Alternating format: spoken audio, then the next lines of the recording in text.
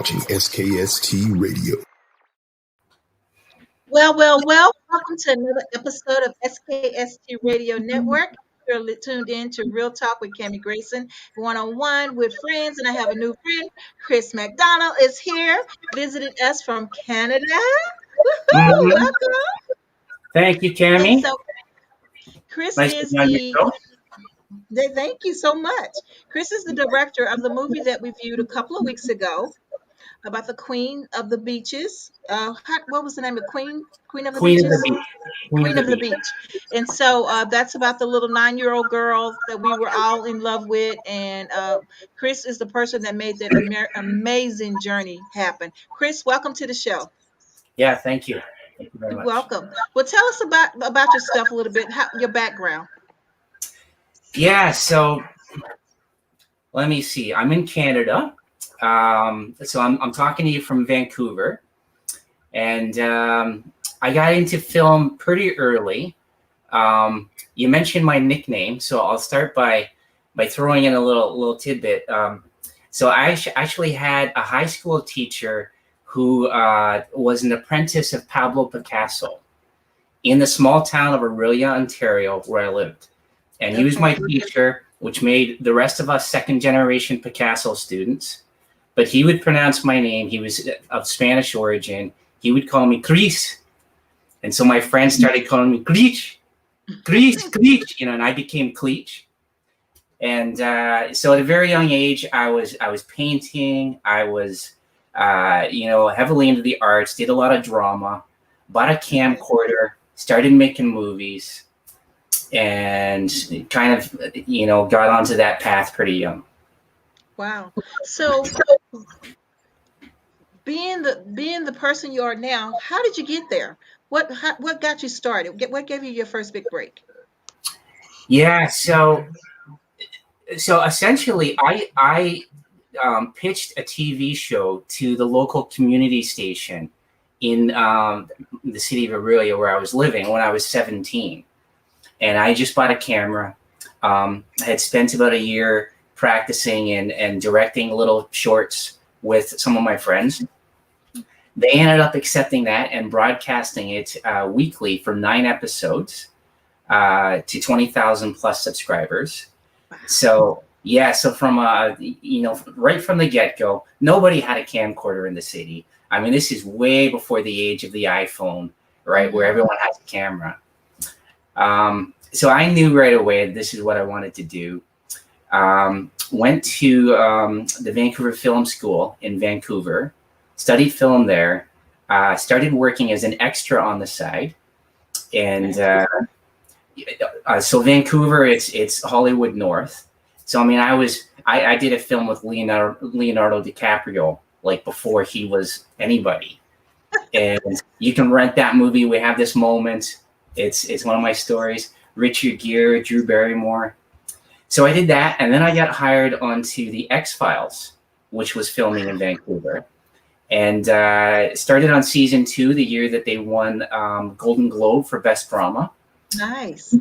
And I think that gave me the opportunity to really watch the pros in action and gain real life education from the cast and the crew, and was making my own movies on the side.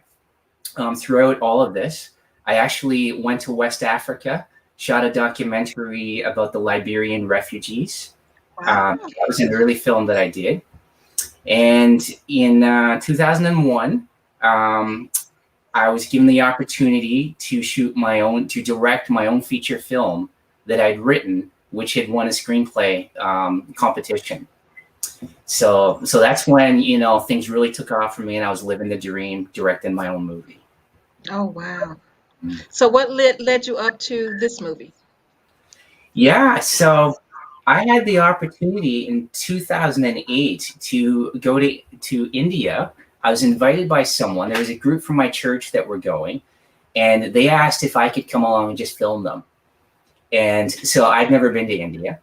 And because I shot a documentary in West Africa, which I love doing, started thinking that if I'm going to go to India, let's shoot a documentary while I'm there. I'll do that on the side. Right. So I set out looking for a topic because I didn't know what I was, what am I going to make a movie about? I had no, education in the country, and it didn't, like, very little information about it. My first day, I arrived in Mumbai, and I was by myself. I went out with the camera, started filming these boys playing cricket. And when they finished, they all, huddled around me. I'm the foreigner. And I asked them on camera I said, I'm here to film a documentary. I'm from Canada. Do you have any ideas? What should the topic be? And they started throwing these ideas out. And then all at the same time, they started saying child labor. And it became like a chant. Child labor, child labor, Oh, child wow. labor. Yeah, and that was like my first day in India. And for some reason, this went over my head. And I ended up shooting a documentary, or thinking that I was making a documentary about Westerners on spiritual journeys. And so that was the mission that I was, for 28 days, filming the people from my church. And then on the side, zigzagging around, like literally hopping on planes and flying to Varanasi, and which is holiest city there, and filming these Westerners on spiritual journeys, learning about Reiki and yoga. And at the end of 28 days, I'd been on 8 airplanes, number of trains, planes, trains, and auto rickshaws, and was completely burnt out, exhausted, and said, before I go home, I need to at least have a bit of vacation. I knew a little bit about Goa, and decided that I'm going to treat myself. I'm going to Goa. I'm going to lay on the beach. I'm leaving the camera in the room. This is my time, and it was like a layover. And that was the plan. So I arrived, and I left the camera behind. And it was when I hit the beach that I was suddenly, overwhelmed by the sight of what I saw, which is like nothing else in India. Wow. You saw the film. So, I mean, just, it was a sea of scantily clad white people, cows roaming the beach, this free-for-all party-like atmosphere, the trance music, the drinking, the drugs, whatever. But it was the kids, right? It was these child vendors that, like immediately pounced on me and grabbed my arm, and trying to lead me to their shops to buy things. And so that was something that I had actually witnessed throughout my time in India. You do see a lot of children that are working in various capacities, but I guess maybe now, because this was my own time, it hit home more, and I was able to kind of connect with that. So so these 3 girls led me to their shop, and I got talking to them, and decided I'd bring the camera back the next day. I asked, can I film you guys? I'll just, stay in the background and mind my own business. I'd be okay with that. And that's what I did. So I filmed them for the day, and through the course of the day, Shilpa, the youngest, who's 9 years old, really started to set herself apart. And you would have seen that. And she kind of outshone the others with her personality, larger than life. This is a girl who's, even at that age, was very business savvy and very clever, but she was also funny and telling jokes and busting into song, and just like putting on a bit of a show for the camera. But it was when I sat down with her and we got real, and I asked her if she had any dreams in life, that she opened up, right? And even then, it took a while. It was a little circular how she responded. But when she did answer, it was genuine, and she was speaking from the heart. And she said, yes, I want to go to school. And I asked her, well, do you have friends that go to school? She said, yes, I see them go. So when I learned that, and a few other things, I learned that she was the primary breadwinner for her family. Right. Right. So she's taking care of her parents and her siblings, and living off of 1 meal a day. And this is a 9-year-old we're talking about. Wow. So I was hooked, and I flew back to Canada. I had all kinds of footage of, I thought that I'd shot this other movie, but the only story that resonated with me now was the one with these young girls who I spent one day with, and it was like almost my last day in India. So fortunately, though, a year passed. I was fortunate enough to be given an opportunity to return to India the next year. And so I went back to the same beach, not knowing if they'd be there or not. And when I arrived, I heard my name called out. Both Chris. Yeah, that's what it was. Both Sita and, in fact, I left the camera behind, and I snuck down to the beach, and I did a bit of an arc so that I'd keep my distance, because I wasn't sure if they'd be there or not, and I kind of wanted to, scout out the location first. But they saw me, and they both came running to me, and then Shilpa introduced me to her mom, and it blossomed from there. Wow. Well, Yeah. I would like to show the trailer. We try this. And see, Right. give people an idea of what you're talking about, because I mean, it was so heartwarming. And we sat through the whole movie, and here I am on camera, just crying like a little baby. So, I mean, it is such a great movie, and it's such a great adventure. And I think the main thing was, Chris, you were so compassionate, and you were so focused on helping Shilpa go to school. She lost track because of her situation, but you kept trying to reel her back in, and that was what's so compelling. But I don't want to give the movie away, because I want people to watch the movie. But let me try to do this trailer real quick. Okay.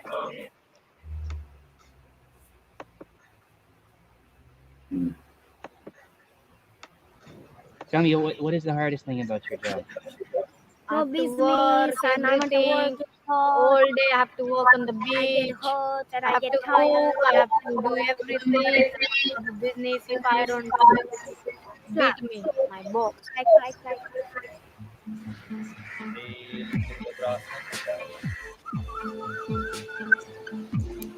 Okay, Shilpa, do you remember the first time I visited here?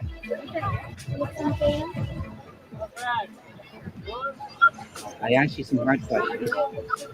Thank you, okay? I asked you about what you want to do in life, whether you have a dream. Because I like to go to school, but I know I can't. Really? If I'm stopped to work, then my mama papa will not get money. The parents are not educated, so they feel education is not important for them. They only want them to earn money. Hello, you see my shop? Very cheap, okay? Do you have people like foreigners or Westerners that might see a child being exploited, and do they come to you? Yes, some of them do. What if I came to you? Pardon me? What if I came to you then? When he comes, Shilpa, can you talk to him?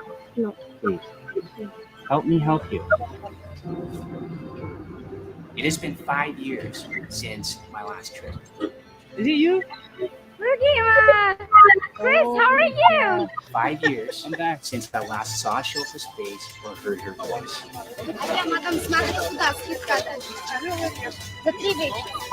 Shilpa, you're too smart to be doing that. I learn on the beach all. If I go to school, I will know how to read and write. Yes, you will. Yeah? That's what they're going to start with. Thing is, there's not a lot of options for someone your age, Before Chris was telling me like 6 years, 5 years before, he said, go to school. I said, yeah. Because I was not so clever, I didn't know so very well. So I come here to help, and instead I cause all these problems. This is called life, Chris. This is India life.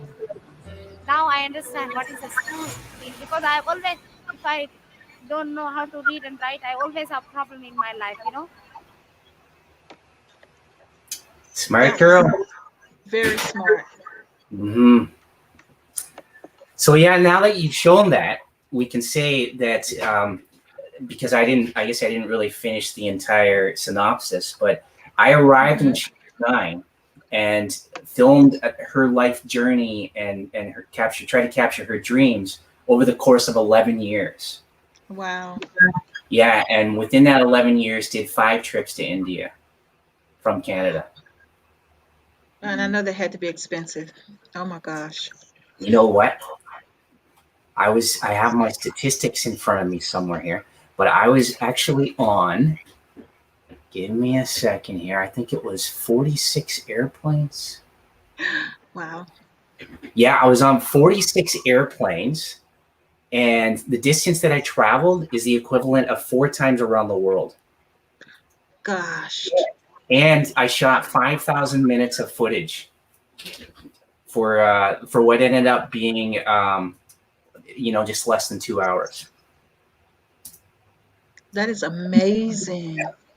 It's amazing. And she grew up to be so beautiful. I mean, she was cute as a little girl, but as a bride, oh my God, she was absolutely Yeah, beautiful. yeah, Man. So, I mean, I bet at the end of all this, I know it was hard. I know it took a lot of work on your part, your family's part, to make this happen for those young ladies. But my gosh, Chris, my hats go off to you because that was amazing. That was an amazing adventure, and I thank you.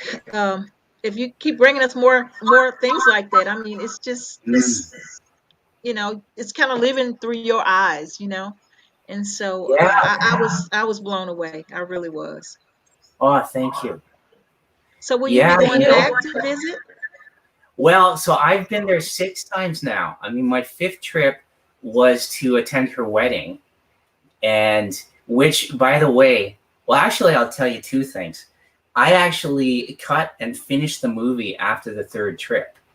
We have that there's a 5-year gap, and I lost contact with her when I returned. I'd left a phone with her, and 6 months later, it went dead. And I tried that all the time. I was trying to reach some of her other friends and any other numbers that I had. So I cut the film, thought I was finished, took it to a distributor in Toronto at the Hot Dogs Film Festival, and was trying to sell it at that point. And he looked at me and he said, this girl's amazing. You can't leave it like this. You've got to go back. Because at this point, it had been, I think, 4 years. It was like, you got to go back. And of course I wanted to, but like you mentioned, it's very expensive. And I self-financed this whole trip. And every time I go, I'm taking like a month off of work as well. But it occurred to me that one of my last questions to her, when she was 12, I had asked her, where do you think you'll be in 5 years? And so I had a natural segue, and I was coming up to the 5-year mark. So I found a way. And, a lot of people thought I was crazy. My own dad told me I was crazy for going back because I had lost contact with her. And I hopped on a plane and I went back to India looking for that little girl. As you can see in the trailer, I found her. Yeah. And I thought that I was returning. I literally thought I was returning for like 2 weeks.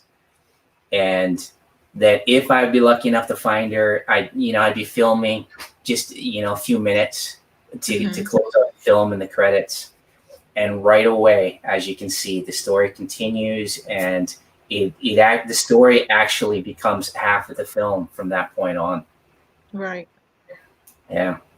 And then so I took a while to get back to your question. So then I went back, after I finished the film, I went back to attend her wedding. Then I submitted the film to festivals, and it was accepted into several in India. So I returned in 2020 to attend those festivals, and was able to now spend time with Shilpa and her husband Vinod while she was pregnant. Oh wow! I don't know if you know this. She has a daughter now. She's married. No. And Oh wow! Yeah. Look at you, you're the uncle. Yeah. They have a beautiful little girl named Ira. Wow. Now I guess the question is, will Ira fall into that cycle?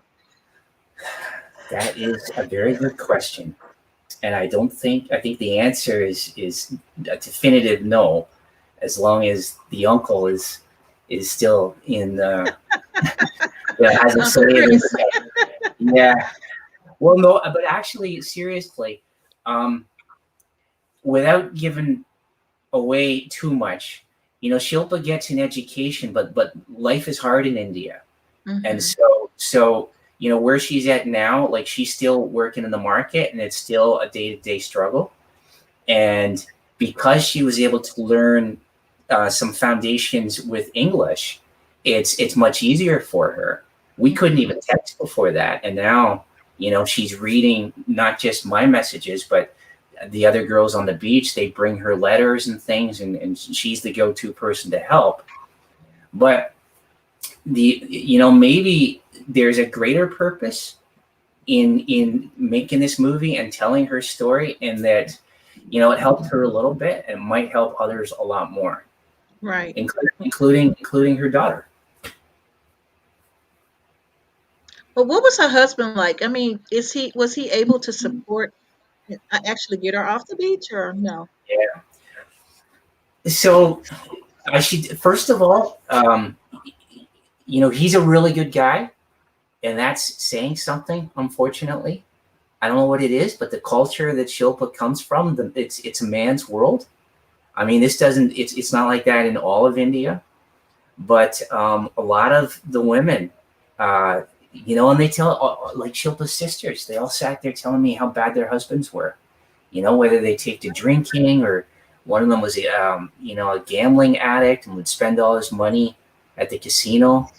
Yeah. Um, Well, that's how and I felt about her father. I'm like, oh my gosh, you know, yeah, I felt bad for him, but still, he was a deadbeat, you know. yeah, I know. And she actually would give him an allowance from her earnings to pay for his alcohol. Every time I saw him, he was in a drunken stupor. Yeah. Amazing. And a quick aside, just to tell you how crazy things are there. One of Shilpa's sisters, whose husband became a gambling addict, he owed money, and a gang of people came to her house and put a knife to her throat and threatened to kidnap her and take her kids if her husband didn't pay his debts. Wow. And this is just one of those things that happens. Just another thing that happens there. Yeah. Well, like she said, this is life in India. Yeah, yeah. It's so sad. Not easy. Yeah, but yeah, things look very positive for Shilpa. She's got a great husband who loves her, and I know that. That's And good. them are they've started a new family together, and by all appearances, they seem to be doing very well. Good. Good. Well, I am so proud of you, though. I mean, just to be able to handle it and go through it and go back and research and find the ladies, it's, I mean, it's something to I don't know. I'm speechless at this point because who does that? You know what I mean? Who actually take the time to help a family out as much as you did? Yeah, And that's amazing to me. I mean, I don't want to give it, like I said, I don't want to give away too much. The yeah. movie actually came out on the 15th of August. Mhm. How can people view the movie? Yeah, so it's playing on Apple TV, Amazon Prime, Google Play, kind of the usual contenders. I think it's on YouTube and Microsoft. Um, who knew Microsoft sold movies, but they do. They do. Yeah. And it's playing in most English-speaking countries. So US, UK, and Canada are big territories. But I mean, it's out there. It's in Russia and Africa. It's in the Caribbean. Yeah, Well, it's pretty amazing. you see that the Spanish guy had it, so it's there too. Yeah.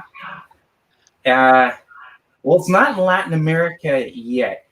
So French is coming. Okay. The French is coming September 15th, and then it will be premiering in France and Belgium and a few other places. Wow. And then I think, depending how it does, I can order new titles for languages, and we can keep trying to get it into more countries. Wow. Well, so what's next for you, Chris? So you'll have me back on your show next year if I can do things right. I have another project in the works. which is also something that's going to span many years, and it's going to blow people away when I can pull this off. I have to be a little top secret about it. It's not Okay. everybody knows. But I have another film. It's called Grizzly Messiah. And I have two in the works. I have a screenplay called Beach Fly that I wrote. But Grizzly Messiah is the one I'm hoping to get working on and hopefully release next year. Nice. Yeah. Nice. Kind of Wow. the secret in this industry, you always have to have something else in the works. works. Yeah. Yeah. I've heard that before. Yeah. So that when you have the momentum, and everyone's asking, you can kind of ride that wave. Well, so now it's time for you to give words of wisdom. So for a person in your position, just starting out, what type of advice would you give them? So two pieces of advice, and the first one, it's not mine. I hear this from a lot of people, but there's no direct path to becoming a director or a producer and making a movie. There's no ladder that you can climb. It's not like you can start being a PA and that road is going to take, which is a production assistant, that road is going to take you to becoming a director. So ultimately, if you want to be a director and make your own movies, you just have to go out there and make your own movies. That's it. You got to, buy a camera, borrow a camera, just do it. It is literally one of these fields and crafts where you just have to do it because no one's going to hire you otherwise. Wow. And the second piece of advice, which I hold strongly in my heart, is to always believe in yourself. And when I said it, it sounded kind of touchy-feely the way I said it, but honestly, like a film like this that I shot over the course of 11 years, I had supporters, but I had a lot of naysayers as well. And there's a lot of people telling you you're crazy, you're wasting your time, you're wasting your money, this isn't going to go anywhere. And it's very easy to get down on yourself and to pack it in. So ultimately, at the end of the day, you have to believe in yourself and your vision, Right. and just carry it through. Wow. So even on my website, I have a model that says "Never surrender the dream." I love I it. put that on hats once. The feature film I shot, everyone had it on their hat. Never surrender the dream. Well, what's your website so people can go to it? Yeah, it's Cleetche.com. So CLEETCHE.com. And we have a Facebook page for Queen of the Beach. I think it uses Cleetche, but I'm sure if you just go in there and search Queen of the Beach, you'll find that. Okay. And yeah, that's where I'm the most active on Facebook and Instagram. Gotcha. Yeah. Well, I had a nice little clip of artwork made up for the show, and I'll send you a copy of that as well. So you can see have it. And so you'll be able to go to our website after this downloads, probably about early next week. We'll have it up so people can come back and look at it. Okay. But it'll have your link to your YouTube from this interview. And so Okay. that way you can always kind of direct people. You can use it for marketing purposes and things like that. But we're always here for you. You have a new friend here in Virginia. Oh, that's wonderful. So stay Thank in you. contact. Let us know what you're doing. We're here to help promote, do what we can, and keep going. Keep going. Don't stop. I mean, the things that you're doing is amazing. It's amazing. And like I said, I'm here crying like a baby. And it was just so, I mean, you don't have a clue of what other people go through. You think your little box is terrible until you go to other places. And I think I mentioned that when I was reviewing the show. You just don't know. People don't have a clue of what other people go through. Yeah. And you gave us that insight. So I appreciate it. Thank you again. Thank you for being on the show. You're welcome anytime. Any project you want to promote, just let me know. Wow. Well, thank you for your encouraging words and generosity. That's very nice. Well, thank you. And you have a great evening. And our listeners and our viewers, thank you for being a part of our show. And again, we're going to welcome Chris back anytime. He's part of the family now. And y'all keep it moving, keep straight, keep reaching for the stars right here on SKST Radio. Bye bye. Bye, Chris. Okay, bye.